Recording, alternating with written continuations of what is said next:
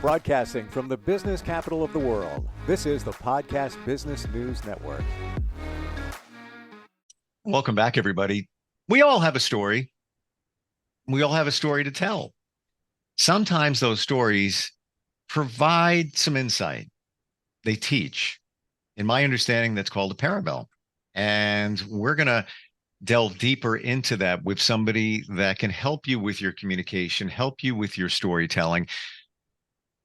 The best thing you can ever do in life is to tell a great story, no matter what it is. You could be even talking about something technical within your job. There's a story, there's a flow of how it goes, how you express yourself, how you communicate, even in relationships. She helps people all the time with that. She's actually a storytelling coach and also a screenwriter. Michelle Cutler is back with us. Welcome. How are you doing? Good, thank you. How are you? I'm good. I'm good. Parabel. It's so funny. There's a restaurant near me called Parabel. So now I wonder if there's some kind of connection there with that title. I don't know. Yeah, but I always wondered. I never connected it with that literary term, Parabel. Am I explaining that right? A story that has a direction. You're definitely explaining it right. You're not absolutely pronouncing it correctly, though. It's parable, like Parable, because the restaurant is BEL. That's why. That's what I was wondering. That's what I was wondering. Stuck in my head. That's what I was wondering. Yeah, no, I mean, we could eat there sometime and see if we have a story to tell afterwards. You know what? We would have a story to tell because no matter what, think about this for a second. I'm digressing, but think about this for a second. Everything we do has a story. So we go to this restaurant, Parabel, not Parable, and the food's great.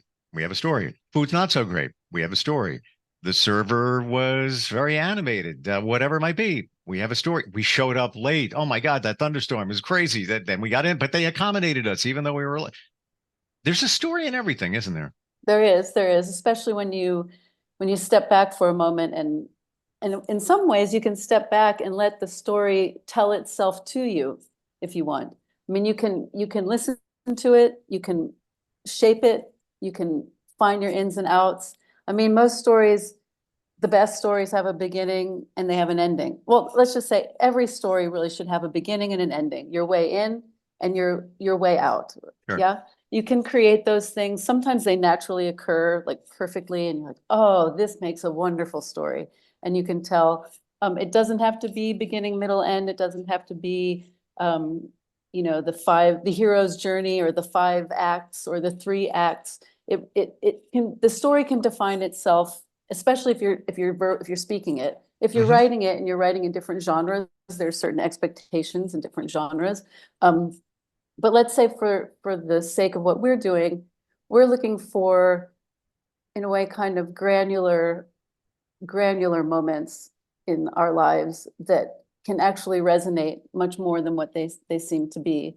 And you can turn that into an art form, and you can also look at it as a way of sort of meditation or appreciation of being alive, really. Like every day we're alive and things are happening around us all the time. And then it takes a point where you can look at some of those moments or events or relationships and see how they perhaps shape you or define you or change who you are, maybe. Do you think many of us are afraid to tell a story because we think it might fall flat? So we just pull back and we don't do it. Well, not to make it funny, but I'll bet you there are probably more people that should do that. Like the people maybe should hold back. All right, fair enough. Right? No, I mean that could be too. I mean, that's just a point of humor. We all can feel it in ourselves. Well, we hope we can all feel it in ourselves when we're trying to tell something and we know it's going nowhere, or it's we're not exactly sure anymore why we started telling the story. Sometimes you lose your thread along the way. My father was a genius at the tertiary narrative, which means he would start here. He would say, hey, Michelle, guess what movie we watched last night? And I'd be like, what movie? And he would say, do you remember Uncle Aaron's cousin's son? And I'll be like, kind of. And then we'll go so far away from his original question that by the end I'm like, well, what movie did you watch? What was the movie you watched last night? And he's like, oh, The Horse's Mouth. And I don't know if it has anything to do with the roundabout that went there, but for him, it obviously did. And there is a certain art to being able That's to funny. go very, very far out from where you started, as long as you come back. I mean, I think a listener, an audience, a reader, if you're watching a film, they'll go a pretty long way trusting that at some point this story is going to get back on track. Maybe our attention spans are a little shorter now. You have TikTok, you have, 40-word stories. There are competitions for 100 words or less stories, right? So you should be able, you can tell a story. There's one very short story attributed, I believe, to Hemingway, although of course it's one of those things where no one can really say if he actually did it, but it was something about, babies' shoes for sale, unused, right? And so then and that was it. It's like a baby's shoes for sale, unused. And then you can wonder so many things. Your curiosity is piqued. What happened to this baby? Why are they selling it's so simple and it begs a lot of questions. I think curiosity into human nature is what makes a personal narrative have potency, have power. Sure. And of course, the more you do it, the more you look at it as a craft, the more kind of control you have over the outcome, or control that you have over your landing, like looking at the Olympics, which I love watching the Olympics. When you see a gymnast stick a landing, it's just, wow, it makes your heart jump. I think so. There is craft involved, but you have to play and have a really good time while you're doing it. Do you find, after having done this for many years, that when you've got something to tell, something that happened, we're focusing on parable, Mhm. where there's something to be learned, do you personally get excited? Yeah, it's funny. As I could say that first as the listener, as the receiver. I think there's something quite exciting as a receiver to hear a story where you feel like you've learned more Mm, about human nature than just that individual's particular experience. So it's not just the details of their life or of the event or whatever happened. It's something bigger than that. And so of course, as the storyteller, I would want to think that if I'm telling you a story, there's a reason that more than just like, hey, listen to me. It's more than just you. I think it's this idea or this understanding that the story is more than you.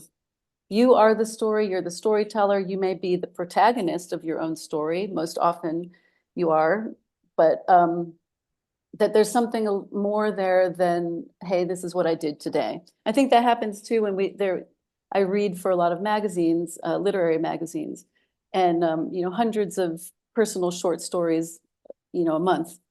And there's a difference, you can feel it, between something that sounds sort of like a diary entry or a list of to-dos versus the story that has some consequence and has some tension, has some release, right? So mm.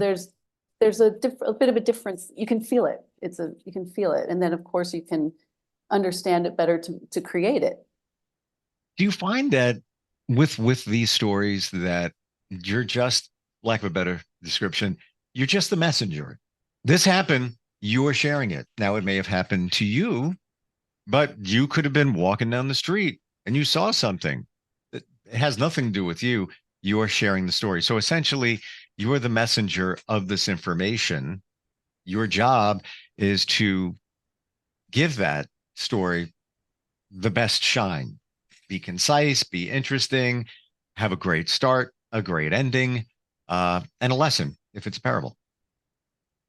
Yeah, exactly. And it's nice that you brought that up there, because the difference between the story you tell of what happened to you and the story that you tell of it, and they call it as told to, like those are air quotes, as told to. Sometimes a magazine or a newspaper will ask for as told to stories, meaning you've told me a story, Steve, and I'm going to shape it in a way that I can share it with others as I'm the storyteller, but it is definitely your story as you told it to me, right? There's also, you know, something I observe or something I witness. Am I a completely objective witness to an event, or am I in some way impacted by it? I mean, I think that's why, you know, there's sort of true crime or courtroom drama. All of these things are so fascinating to people, myself included, because someone's fate is resting on the account, the storytelling of a witness or of an accomplice, or, you know, that's when a story really has, you know, sort of life or death consequences. So yeah, I think it's important, especially to know where you are in the story. You know, are you part of the reason something happened? Mm-hmm. Are you the receiver of something happening? Are you just a really good observer that you just put a few pieces together? You heard, you know, I was walking the dog the other night in the countryside and I heard a siren, like ambulance siren, which is something I'm used to hearing in the city. I'm not used to hearing it out in the countryside. So immediately I start to put together, what could have happened? Who could that be? Where is it coming from, right? And I'm a curious person and I like telling stories. So, you know, I sort of sought out what the concept of what happened. I found out it's tragic. I'm not going to share it because it's someone else's story, but you know, how attentive are we to what's happening around us, I think is part of it as well. I find now that we're thinking about this, that whenever I share something, and even if it's on social media, there has to be a benefit. This is just me. There has to be a benefit to somebody else. I'm not just going to say, hey, I'm hanging out here today. If I am, there's a reason I'm showing it to you. Like this morning in my social feed, an old post came up where I was at a restaurant and there was on the chalkboard, you know, where they have specials and everything, it said Coors Light, and light was spelled L-I-G-T. And, you know, I just captioned it. Somebody had too many Coors Lights, but there was something derived from it. But I won't just put something up and I won't just tell a story unless I feel somebody can benefit from it. Yeah. Are all of those examples of parables? I mean, a parable, so a really good example of a parable, which we learned in school, or a lot of us learned in school in curriculum, was a story by O. Henry called Gift of the Magi. And it's fiction, it's a short story, it's not a real true story, about a couple who have, it's Christmas time and they have very little money between them. The woman has long, beautiful hair, that's her prized possession. The husband has a gold watch, that's his prized possession. She wants for Christmas, even though they have nothing, she wants to buy him a chain for the gold watch. He, at the same time, wants to buy her some beautiful combs for her hair, right? They each are thinking of each other's prized possession. What happens is she sells her hair to a wig maker to buy the chain, and he sells his watch to buy the combs for her hair. So in the end, right, so that's a parable that, like, what's more important? The gift, it's the gift of the Magi. The object is not as important as the intention, right? So she ends up with combs, might have to grow her hair back. He has a gold chain and no watch. But they love each other. They've shown their love to each other. You know, a lot of children's stories are parables. Bible stories, many stories from the Bible are parables, right? Because they're used to teach, I don't want to say teach a lesson like in a scholastic way or an academic way, but just sort of like life lessons. And you know, every culture and background has theirs passed down stories. You know, I think we grow up in the United States, we have our school system, we have the books that we read, our curriculum, the stories, you know, the way we write an essay, for example. But it's not the same for everyone. And it's really nice to read and listen outside of your comfort zone as well, to hear how stories are told in other parts of the world, and return to your own and maybe see something even more expansive in what you already know. right? What is already familiar. It's a way of traveling without actually having to get on a plane. Okay, so it's game time. Okay. Time for stories. It's Ah, story okay. time. It's story time. Yeah, well, I wanted to share something with you because I've been watching the Olympics, and then I realized, though, I actually even had an when we spoke last time, I talked about the knotted shoestring and Tanya Harding at the Olympics, right? So I must have the Olympics are on. I'm watching them. Let's just say they're in my mind. Sure.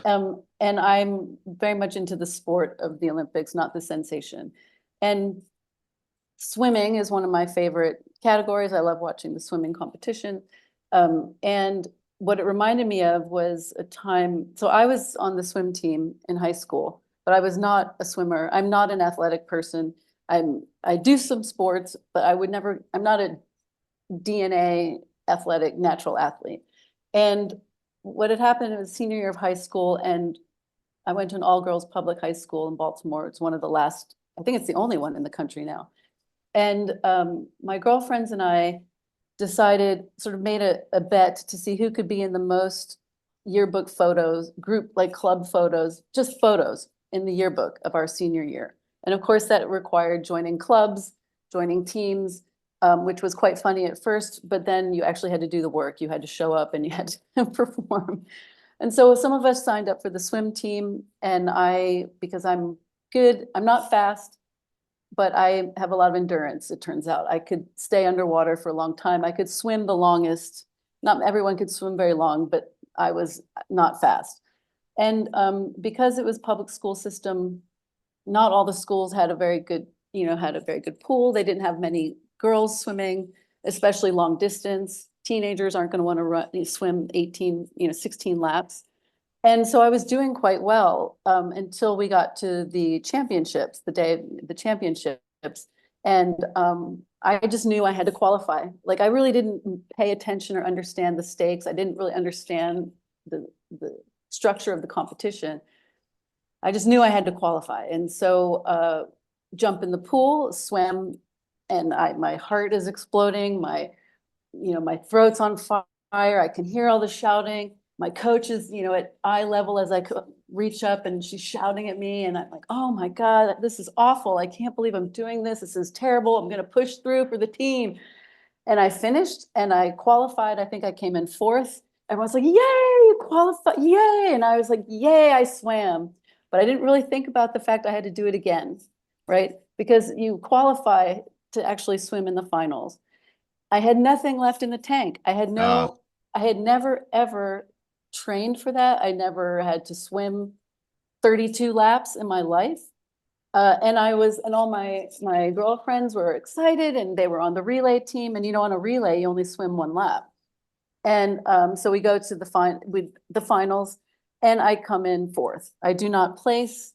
I'm exhausted. I've swum more than I ever have in my life. And my best friends have a silver medal, and they're cheering and they're excited, and they swam maybe like 2 laps or something like this. And at the time, I didn't understand the lesson at the time. At the time, I was angry and jealous and thought, I just swam 32 laps and you swam 2 laps and you get a medal and I get nothing, right? This was sort of I didn't say these things, but internally I was just thought, this is not fair. Life is not fair. I worked harder and I didn't get the medal.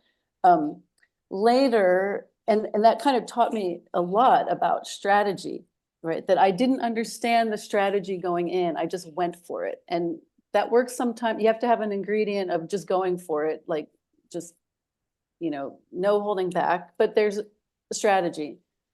Later, and when I say later, I'm talking like 30 years later, when I thought about it again, I realized that what I didn't understand at the time, and I do now, is this idea of what is an accolade or what is an award or what is something that gives you this sense of achievement, that I was so concerned that day about not having a medal around my neck that I didn't appreciate the fact that I swam 32 laps. Like, I've never before or since ever have done that. And that this is like for me, someone who's, like I say, is not particularly athletic, huge. I just let that whole moment what I could have felt really good about, I just I wasted it.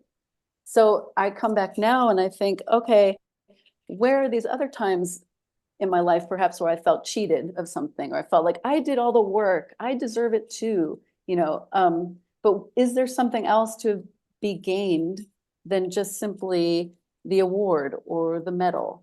Of course, in the Olympics, no, there's not. You have to actually stick the landing to get the points to win the medal.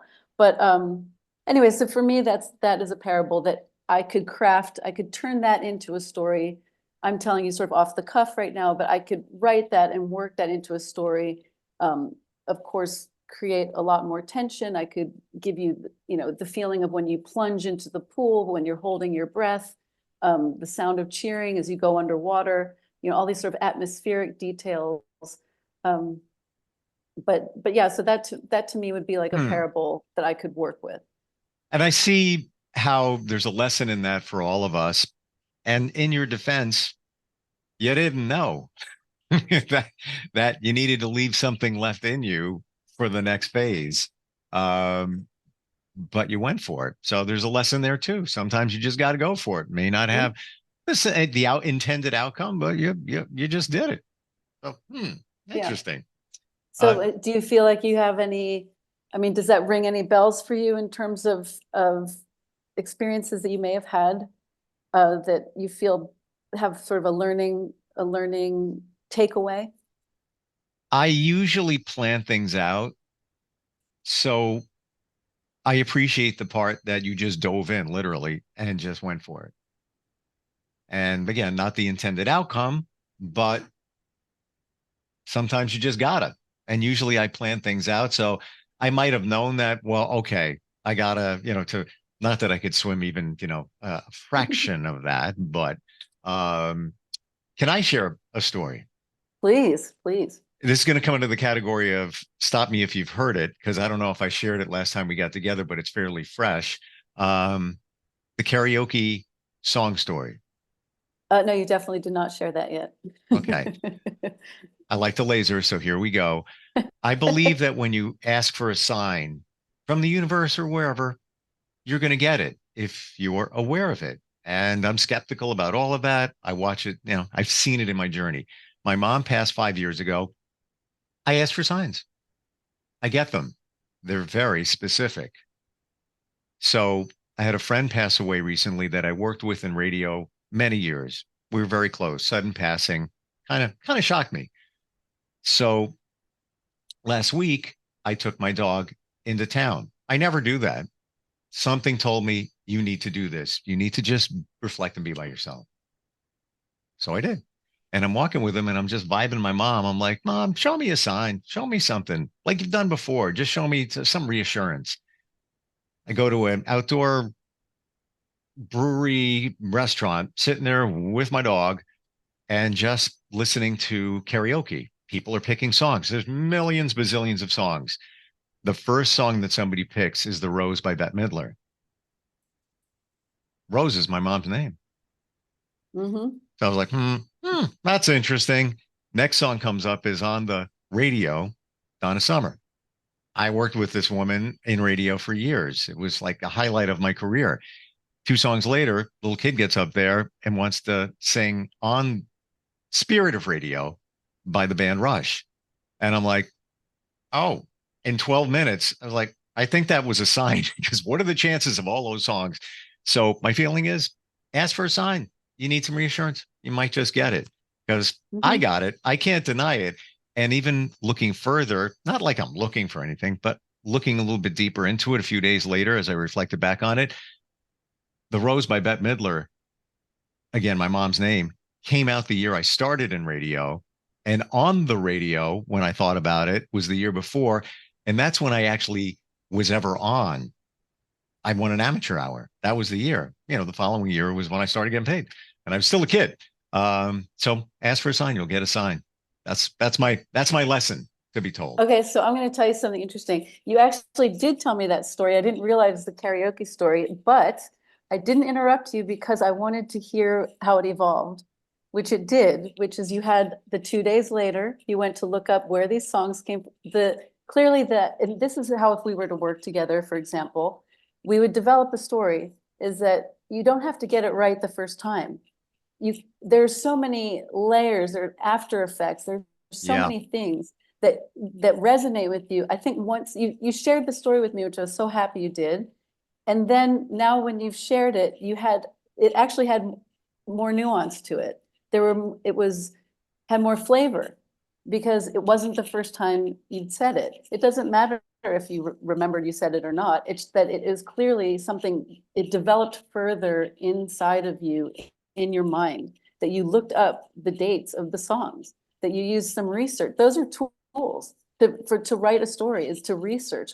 I was born January 27th, 1971, Washington, D.C. I always assumed it was snowing. It's winter, it's dead of winter. I looked it up, there was no snow that day. If I want to write that story, there was no snow. Why did you It assume? happened when I write a screen. Why did you assume there would have been snow? January. Okay. January. I mean, I just assumed, and I was working on a screenplay recently for someone, also about a true story. And I wrote the scene to take place, a scene, a parade in the middle of the day, sort of in springtime. It just seemed to be more cinematic to me. I found out actually this event that it was based on took place at night in a snowstorm. And I had to completely reset what I thought was a beautiful scene to be a different beautiful scene, but with snow. And of course, these things are important when you're going to shoot a movie. You have to know what time of day you're shooting. You have to know what weather is there. But I think these things relate back to we're just telling a story. We're not looking for production value. We're creating an atmosphere. We're creating a world for our listener to pop into for the few moments that we're there with you. And then it sticks with us. We carry it. The more we talk about this, the more I believe that there is something to be gotten from every story. Otherwise, you wouldn't tell it. We're out of time here. I could just keep going. I feel like the more, and you're right. There's layers. There's many layers in everything. Michelle, how do we find you? Let's say somebody wants to improve their communication skills or storytelling skills. I believe it's everything. How do we do that? So yeah, you can reach me on my website, which is www.michellecutler.com. Through the contact form there, you can mention the Podcast Business Network. We can do a 15-minute free consultation just to get a sense of what you're working on and whether you want to take it further. I have a strategy session. I have developmental packages. I have, like we spoke about last week, last looks. When you think something's ready, you're not sure, send it to me. We can do some quick polishing, some quick fixes. But yeah, I mean, I love doing this. It's a passion. I love hearing people's stories. I love working on stories with people. It helps me, process the world in a way that I feel is more complete than just being on my own reading the newspaper. It's important to all of us. And I learned that years ago in broadcast. The best thing you can do is effectively tell a story.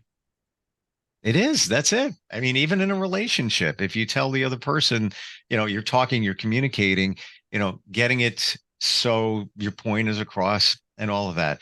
Thank you for today. Got a lot to think about. Oh, my pleasure. My pleasure. Yes. And we'll talk soon. Yep. Looking forward to it. Thanks again. Cool. Bye. Are you looking for even more of the podcasts and hosts that you love? The Podcast Business News Network is proud to announce that you now have even more ways to listen live. Check out the MyTuner Radio, online radio box, and Simple Radio apps on iOS and Android, or find us online. Search for Business News Network on mytuner-radio.com, or search Podcast Business News Network on streama.com and onlineradiobox.com/US. Take your podcast on the go and don't miss a minute of the action.